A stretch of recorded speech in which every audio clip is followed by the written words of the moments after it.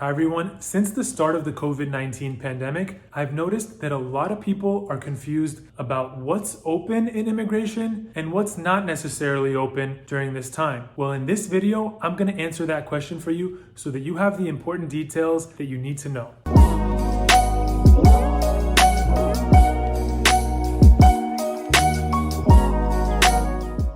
Hi everyone. So if this is your first time here, make sure to subscribe to our channel for more immigration videos.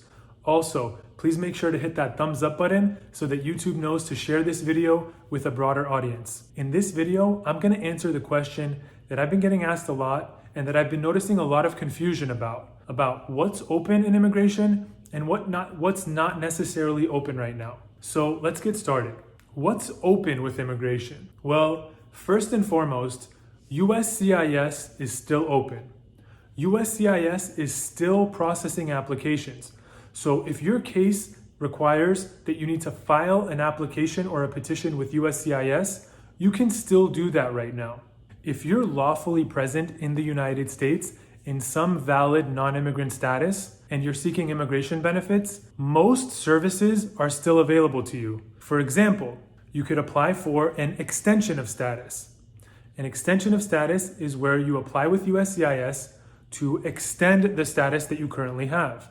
For example, if you're in the United States on E2 status and you want to extend that status, you may still do that in the United States. Again, assuming that you're eligible for this benefit.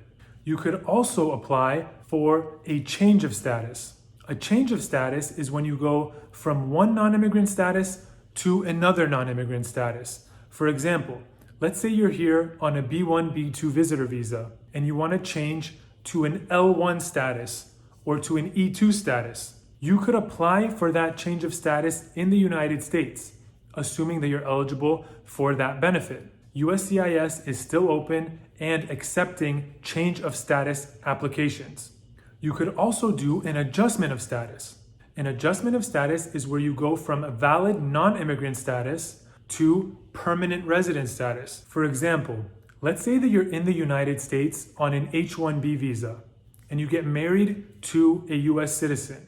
If you're eligible, you could apply for a marriage-based green card and complete the adjustment of status process in the United States based on the fact that USCIS is still open and accepting cases. So again, USCIS is still open. So if you need to file an application or a petition of some kind with USCIS, if you're going to do a change of status, an extension of status, or an adjustment of status, these options are available to you. And also, even if you're outside of the United States, but whatever immigration benefit you seek requires that an application or a petition be filed with USCIS, you may file that application with USCIS, assuming that you're eligible. Now that we know what's open with immigration, let's talk about what's closed. Well, the first thing that I want to talk about is embassies and consulates.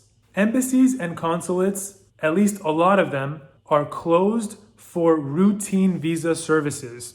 Basically, since the start of the COVID-19 pandemic, many consulates and embassies limited the types of services that they made available. Well, one of those services that they limited was routine visa appointments. An important point that I want to mention is that consulates and embassies are now starting the process of reopening as it becomes safe to do so, based on the location. In addition, most consulates and embassies are still accepting emergency visa appointments. So if you have an emergency need for a visa appointment, you can apply for an emergency visa appointment. Now, in addition to the consulates and the embassies being closed for routine visa services, there are also 2 executive orders that were signed which also limit certain immigration. President Trump signed an executive order in April which suspends the issuance of certain immigrant visas. For example, spouses of US lawful permanent residents are impacted by this April executive order. There are also various other classifications of people that are impacted by the executive order that was signed in April. In addition, in June, President Trump signed another executive order which suspends the issuance of certain non-immigrant visas, such as the L1 visa, the J1 visa, the H1B visa, and the H2B visa. Now, I want to mention some very important points regarding these two executive orders. The first important point that I want to mention is that there are a lot of classifications of people that are excluded from the executive orders, and there are also various exceptions to the executive orders. For example, spouses of US citizens are still eligible for their immigrant visas. In addition, EB-5 visa applicants are still eligible to apply for their immigrant visa. Additionally, people that are coming into the United States whose services are going to be in the national interest. So for example, if people are coming to fight on the front lines of COVID-19 or various other situations, they may apply for an exception to the executive orders. Another important point that I want to mention regarding these executive orders is that there was a lawsuit filed to stop enforcement of the executive orders. And as part of that lawsuit, on August 27th, there was a hearing for a preliminary injunction to temporarily stop enforcement of the executive orders. And as a result of that hearing, diversity visa lottery winners may now apply for their immigrant visas despite the executive orders. Now, another important point that I want to mention regarding these executive orders is you need to understand what these executive orders do. They basically are temporarily suspending the issuance of the visa, whether it be an immigrant visa or a non-immigrant visa.